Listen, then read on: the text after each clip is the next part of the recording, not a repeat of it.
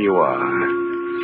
Do not break the stillness of this moment, for this is a time of mystery, a time when imagination is free and moves forward swiftly, silently.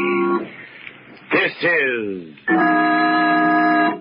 the Haunting Hour.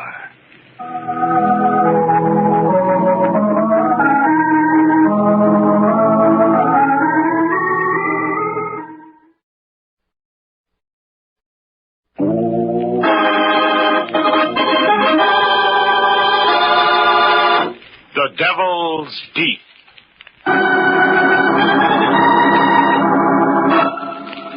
At the foot of a great cliff, a police launch is being slowly pushed by the ocean currents toward jagged rocks where the water boils and swirls as in a giant cauldron.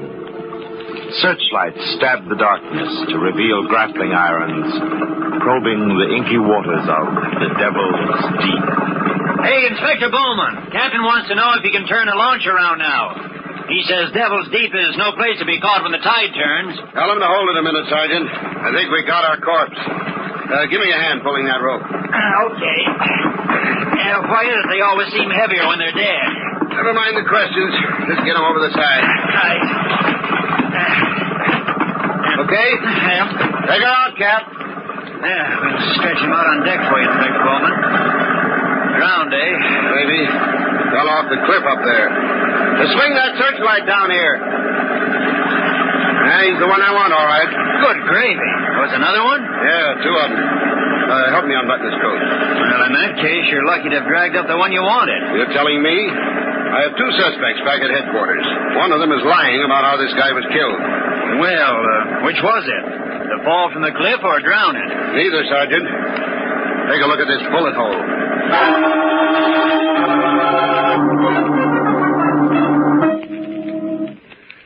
I sent for you, Miss Scott, and you, Mr. Malone, because I have some new evidence. I want the whole story. Everything.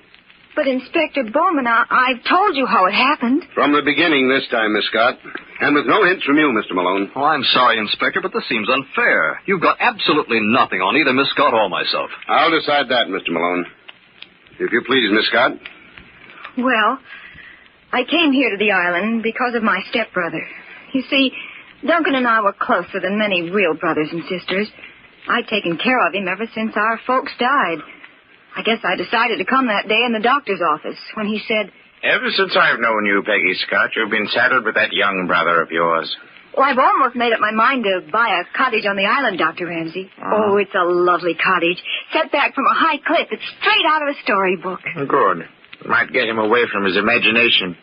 He's got too much, Peggy. It's bad. I know. But I understand him, Doctor. And I can give him understanding and kindness. Sounds like the very thing, Peggy. But take my advice and go down by boat. As long as you avoid people, you and Duncan are avoiding trouble.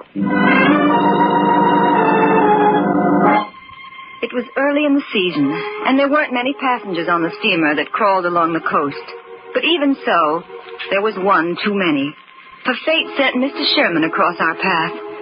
Events were already closing in on me the first morning when I was trying to make Duncan comfortable in his deck chair. I wish you wouldn't treat me like a baby. I want to go to my stateroom and read. Oh, you promised not to open that trunk full of books until we reached the island, Duncan. Now, here, let me fix that blanket. Let me alone, will you, Peggy? That old fool is looking at us again. I'd like to wring his neck. That's no way to talk about Mr. Sherman. He was very sweet to us. Helping us with our bags was just an excuse. He's been following us ever since we got on board. Haven't you noticed the way he's looking at you? Keep him away from Miss Peggy, or so help me out. You what, Duncan? Nothing, Peg.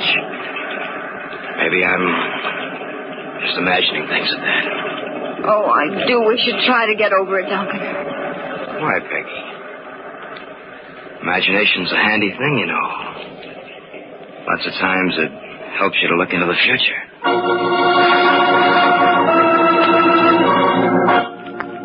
The future fast became the present. And on a ship, there's very little chance to escape it.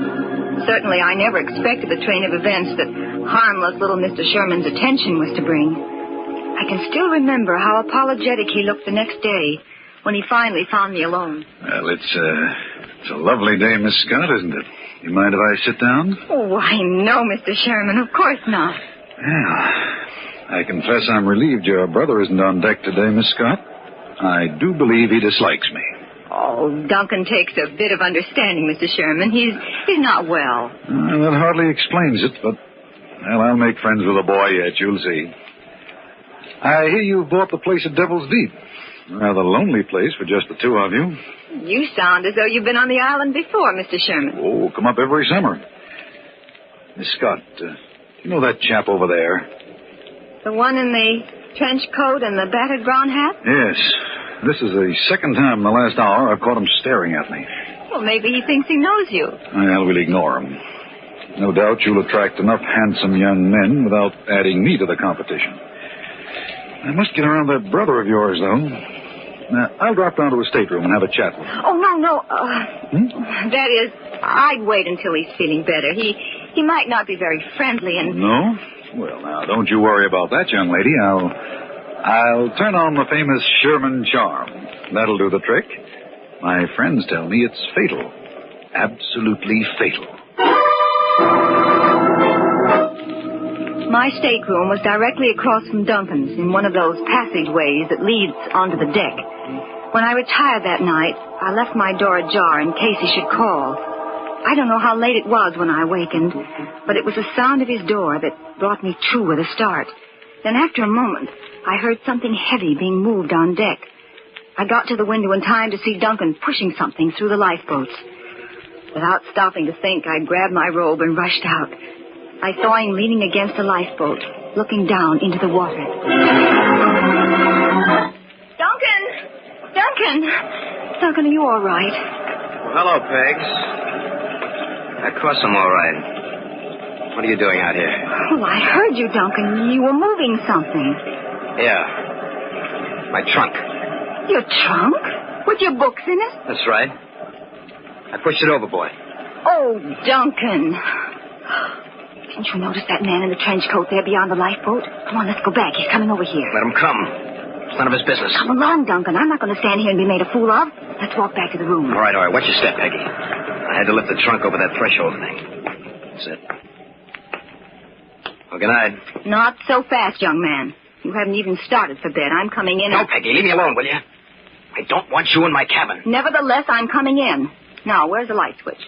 Oh. Now, Duncan, I'm not going to move until I see you take your jacket off and stop. Duncan! Your books are piled up against the wall. They weren't in the... Duncan, what was in that trunk?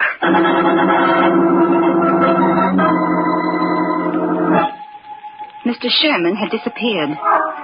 When we docked next morning, I looked for him. He didn't get off the boat. The purser hadn't seen him. I was frantic. I couldn't believe Duncan had... Anyway, I decided to go to the cottage first and then come back and phone Dr. Ramsey. As you know, there's no road to Devil's Deep. My stepbrother and I walked along the path through the woods. It was almost noon when we reached the house. Wow, sis, this place isn't bad at all. Sort of wild and woolly. Hear that surf beating on the rocks down below? Leave the bags out here and go on inside, Duncan. Yeah, all right, sure. Say, this is all right, Peggy. Nice and cozy. Fireplace and everything. Oh, Duncan, if only... Duncan, sit down, dear. I've got to talk with you. Peggy, what's the use of questions? You know how I get mixed up sometimes? I forget things I've done. So I simply forgot I'd taken the books out of my trunk, that's all. You don't know how I want to believe you, dear, but Why don't you forget all about it, huh? I have. I feel better already. You ought to be glad that I've gotten out of the dumps. Oh, I am, Duncan. But after last night, What's that you've got there? A note. It was lying on the table. The cleaning woman must have left it. Here, let me see it. It's addressed to me, Peggy. I don't recognize the handwriting, do you? To you? That's strange. Who could have gotten here before us? It's easy enough to find out. But we don't know anybody here. I couldn't... Duncan, what's the matter? What does it say? It says, people hang for murder. Oh, please, dear, don't look like that. Here, let me have it. If silence is worth $10,000, I'll forget about that trunk. Blackmail? But who? Suddenly I realized. The young man in the trench coat. Then almost as an afterthought, it came over me. Duncan had really killed Mr. Sherman. It was in the open now. It had to be faced. What are we going to do, Peggy? They'll hang me. You know they will. Please, Duncan, I've got to think. I couldn't help it, Peggy. I didn't know what I was doing. That old fool Sherman, he came to see me. He drove me to it. Oh, I suppose I knew what had happened all the time, but I didn't want to believe it. We'll have to go to the police, Duncan. No, I'll kill myself first. I won't do it. You got to help me, Peggy. You're the only one who can. Oh, I've tried, dear, and maybe I've only hurt you. Don't you see that somebody else knows now, even though the note isn't signed? The guy in the trench coat says we can pay him off. Dad left you plenty. You can get the money. It wouldn't work, Duncan, even if it were right. Blackmail doesn't end anything. But it's my only chance, Pegs. I'll kill myself if you don't. You know what Dad said when he died? You got to take care of me. You'll get the money, won't you? Please, Peggy. All right, dear. I'll get the money.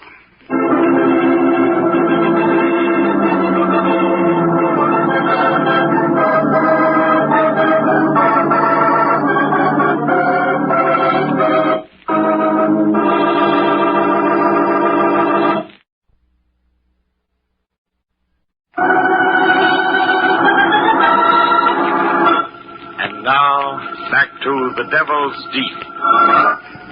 A police launch has dragged the turbulent waters of the Devil's Deep and found the body of a man. So far, Inspector Bowman has neglected to mention that fact to the two young people who sit beneath the glaring light in his office. The eyes of the young man in the trench coat have never left Peggy Scott as she goes back over her story. So, Miss Scott, this brother of yours, Duncan, takes one of his crazy dislikes to this Sherman guy on the boat, and that night he shoves the trunk overboard. You were the one watching this, Malone? Naturally, Inspector. So when you found that blackmail note waiting for you in your cottage, Miss Scott, you knew right away it was Malone who was onto the murder. Yes, and I was sure of it after I'd gone to the bank that afternoon and arranged for a transfer of my funds. Hey, lady, wait a minute. Mind if I walk you back to Devil's Deep, Miss Scott? How did you know my name? What do you want? Oh, just a couple of questions, Miss Scott. Like, are you in the habit of calling on bank presidents the minute you get in town? That is none of your business. I'm afraid it is. Very much my business. Oh, yes, I'd forgotten your note. I suppose that's true. Now, please, if you'll let me by. Not so fast, please. I've got to talk with you and your brother. Mr. Malone, if you're wise, you'll keep very much away from my stepbrother. That's a warning. We'll be ready for the next note when you send it. Goodbye. Suddenly I knew that Duncan and this Mr. Malone must not meet. Above all else, I had to get my brother back to Dr. Ramsey before there was another tragedy. But next morning, when I returned from the bank where I'd gone to sign the necessary papers. I'm back, Duncan. Want to help me? Duncan, what are you doing with that poker? We've got company, Peggy. Your stepbrother is a very excitable young man, Miss Scott. I was watching you when he came sneaking in here. I warned you, Mr. Malone, but I suppose one in your profession doesn't mind a few risks. Tell me, did you know the man you were talking to on shipboard a few days ago? Now, listen to me. You better... Duncan, what did Sherman say to your sister that caused you to get so excited? Get out. Get out, I tell you. Okay, I'm going. Just let me warn you that you're playing with dynamite, Miss Scott. I'll be seeing you. I don't understand, Duncan. Why did he come here? On the table there. The blackmail note, Peggy. The second one.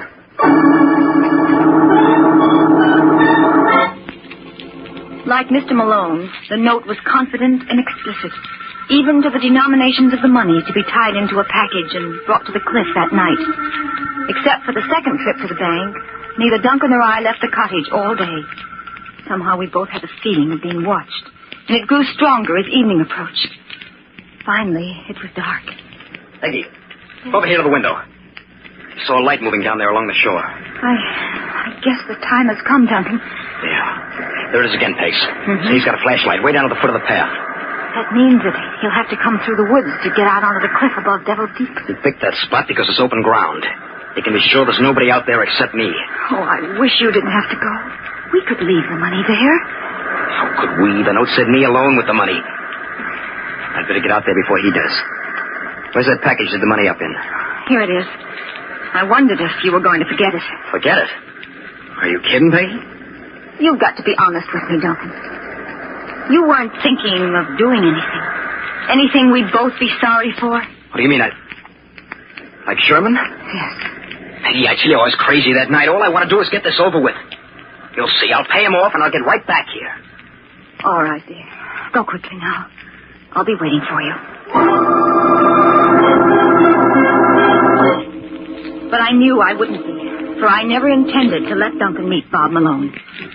The package I'd given him contained torn strips of paper. It would never be opened, because I was going to meet the blackmailer before he reached the cliff. Quickly, I got the money and slipped out the back way. There wasn't a sound except for the roar of the surf in the distance. The woods made the night even blacker. When I reached the path, there was no sign of the flashlight. But pretty soon, I thought I heard footsteps coming up. Suddenly, I heard a sound close behind me. As I turned, the earth opened up with a blinding flash, and everything went flat. Slowly, I began to whirl back into the light. I opened my eyes and saw I was back in the cottage, lying on the couch in the living room. After a moment, the ceiling tilted back into place, and I turned my head and tried to focus on the man sitting beside me. It's Bob Malone, Miss Scott. Don't be frightened. You got quite a sock on the head, but you're all right now. Why did you hit me? Don't try to talk. Just lie back and be quiet. Oh, but the money... It's in my pocket. Oh, don't try to sit up. Take it and go. Go before Duncan comes back. Your brother doesn't even know what's happened yet. He's still waiting out on the cliff. Now, just forget him for a minute, Peggy, because I've got something more important for you right now. Sherman, come around the couch where Miss Scott can see you. Sherman? Mr. Sherman, but he's dead. No, not at all, Miss Scott. Your friend Malone brought me back from a watery grave. Very inconsiderate, don't you think? Cut the crack, Sherman. Look, Peggy, if you'd given me half a break, I'd have told you I was a private detective. Sherman's a well-known blackmailer. When I spotted him talking to you on the boat, I figured it was worth looking into. But, Mr. Malone, then there never was any reason for Duncan to be blackmailed. Mr. Sherman tricked him. He somehow made Duncan think he'd killed him. I think your brother needs a psychiatrist, badly. That's not important now. The important thing is that Duncan's not a murderer. Oh, don't you understand? It was his imagination. Sometimes the things in his mind seem real to him. He hated Mr. Sherman enough to... Yes, that's it. Sherman worked on this quirk of his, got Duncan excited, faked the death scene. Now, look here, Malone, I told you And before... all the time I was frightened to death of you, Mr. Malone. That's my fault. When I saw your brother push that trunk overboard, I got kind of worried. I checked the passenger list, and then everyone who got off the boat. So did I. Then Mr. Sherman didn't get off. Oh, yes, he did. After you were nowhere around. You were a little too anxious to believe the worst of your brother, if I may say so, Miss Scott. I told you to keep out of this, Sherman. You see, Peggy, when I saw our blackmailing friend, and knew there wasn't anybody in that trunk, I stopped worrying. Like fun you did, old boy. You've been tailing me ever since you saw me talking to the young lady that morning. But I never figured it was more than your usual blackmail routine, till I saw how scared Miss Scott was. Yes, but don't you see? Duncan and I thought he was dead. Yes, I see that now. Lucky I followed him out here tonight. I was right behind him when he came up the path with the flashlight. It's too bad you couldn't have stopped him from hitting me. Shut up, Sherman. Suppose you and I stroll down to the kid brother and tell him he can relax. Oh, but Duncan thinks he's dead. Don't you see the kind of a shock it'll be when he sees him? I can't leave Sherman here. Just you leave this to me. I don't think you should try to get up yet. Oh, but you don't understand. Duncan flies off the handle so easily. I know that only too well. Come along, Sherman. I think Miss Scott's stepbrother will be delighted to find you returned from the dead.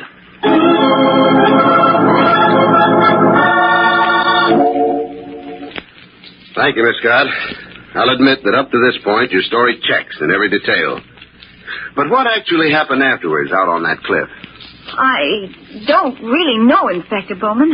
I never saw Duncan or Mr. Sherman again. Mr. Malone was the only one to come back alive. I've told you what happened out there, Inspector, just as I told Miss Scott. Mr. Malone, you've told me that when Duncan saw Sherman, the man he thought he'd killed, he flew into a rage and attacked him. But Sherman had a revolver, and during the struggle, he shot Duncan, and they both went over the cliff. I'm sure that's what happened, Inspector. I should have known that that's exactly what Duncan would do. I happen to know Sherman's record, Miss Scott. Blackmailer, yes. but he never carried a gun. That's what I thought. Why I didn't bother to search him. I'm afraid I can't believe you, Malone. We dragged the Devil's Deep an hour ago. We recovered Sherman's body. He was the one killed by the bullet. And you think maybe I took things into my own hands? If you didn't, I'm suggesting you tell us differently. Well, you forced me into a corner, Inspector. You asked for it, don't forget. Let's go back to the moment Sherman and I left Miss Scott in the cottage near the cliff. There was a bright moon as the blackmailer and I headed toward the spot where young Duncan sat on a rock, staring down into Devil's Deep. I wonder what Duncan's going to say when he sees me, Malone. I do make a rather healthy corpse, don't you think? That's your worry, Sherman. But I wouldn't like to be in your shoes. You don't go for that poor sick boy line with this kid, do you? I do, Sherman. He's studying to be a manic depressive. He's on the way toward making the grade. Well, in that case, you're going to have a tough time proving anything against me, Malone. The blackmail notes in your handwriting are pretty good evidence, I'd say. Hold it now. It's seen us. Now, let me handle this. Everything under control, Duncan? Of course, Mr. Malone. I've been waiting for you. I saw you on the path a while ago. Good. Got anything to say to the ghost of Mr. Sherman? Plenty. Stupid bungling rat. I hope you give him the works. Now, look here, kid. I never did like this deal, but you made it seem harmless enough. You think it was harmless, Duncan? To hire Sherman to make like a corpse so you could blackmail yourself and scare your sister into paying off? I should really have killed him. All he had to do was stay out of your way. All this might have been more harmless, Duncan, if you hadn't sneaked back and slugged your sister just before we came up the path. Was that necessary? I was pretty mad when I opened that package and found the papers she'd given me. I had to get my money without letting her know it was me. You know, I could have worked this blackmail stunt again sometime. Yeah, I suppose you could. Too bad I came along just then and drove you off. You'll never get the money now. I'll get it, don't worry. And all the rest of it, too. It belongs to me. My father should never have left it to her. I'm afraid, Duncan, that sooner or later you might kill Peggy. Well, maybe I will if she gets wise to me. Now, look, Malone, I'd never have got mixed up with a kid if I'd known this. Not very pretty, is it? Don't forget that if anything happened to his sister, he had threatening letters in your handwriting. Where do you think that would have put you? He was going to give them back when he paid me my grand here on the cliff tonight. Ah, you're a fool, Sherman. Why do you think I told you to pick Devil's Deep for a meeting place? And those notes I delivered by myself. Get it, Sherman? Noble brother meets nasty blackmailer, shoves him off cliff in self-defense. Neat, huh? I wasn't acting when I said I hated you, Sherman. I never could stand the way you looked at Peggy. Why, you little rat, that's fine coming from you. I ought to... Look out, he may have a gun. Of course I have. Why do you think I let the two of you come out here after me? After I get rid of you, I'm still going to get that money. Listen, kid, I'm going to take that gun away from you and give you the spanking of your life. Keep away from the edge, Sherman. He'll plug you as short as... He hasn't got what it takes. Just a loudmouth brat. Go on, you keep backing up toward the edge, sonny boy, and pretty soon... Take another step, Sherman, I'll shoot. No, you won't, kid, because I'm going to...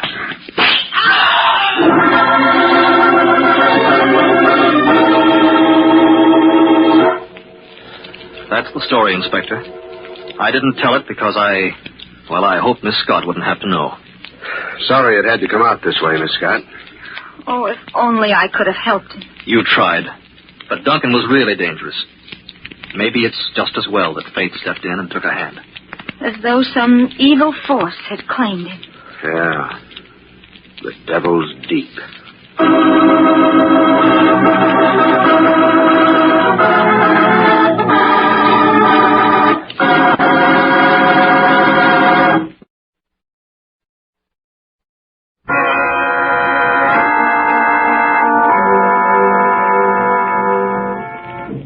From shadows and stillness, mystery weaves a spell of strangest fascination, charging the mind with doubts and fears.